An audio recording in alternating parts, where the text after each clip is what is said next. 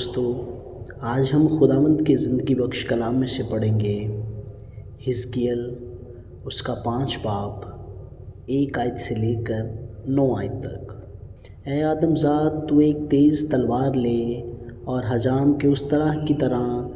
اس سے اپنا سر اور اپنی داڑھی منڈوا، اور ترازو لے اور بالوں کو تول کر ان کے حصے بنا۔ پھر جب محاصرے کے دن پورے ہو جائیں تو شہر کے بیچ میں ان کا ایک حصہ لے کر آگ میں جلا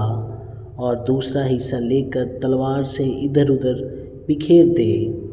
اور تیسرا حصہ ہوا میں اڑا دے، اور میں تلوار کھینچ کر ان کا پیچھا کروں گا، اور ان میں سے تھوڑے سے بال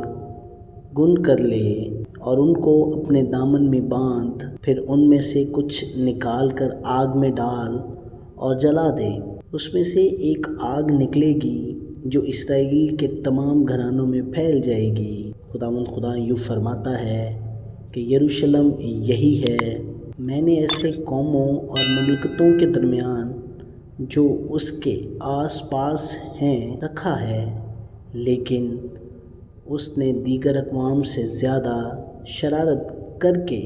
میرے احکام کی مخالفت کی، اور میرے آئین کو آس پاس کی مملکتوں سے زیادہ رد کیا، کیونکہ انہوں نے میرے احکام کو رد کیا اور میرے آئین کی پیروی نہ کی۔ بس خداوند خدا یوں فرماتا ہے کہ چونکہ تم اپنے آس پاس کی اقوام سے بڑھ کر فتنہ انگیز ہو اور میرے آئین کی پیروی نہیں کی اور میرے احکام پر عمل نہیں کیا، اور اپنے آس پاس کی اقوام کے آئین و احکام پر بھی کاربند نہیں ہوئے، اس لیے خداوند خدا یوں فرماتا ہے کہ دیکھ، میں ہی تیرا مخالف ہوں، اور تیرے درمیان سب قوموں کی آنکھوں کے سامنے تجھے سزا دوں گا، اور میں تیرے سب نفرتی کاموں کے سبب سے تجھ میں وہی کروں گا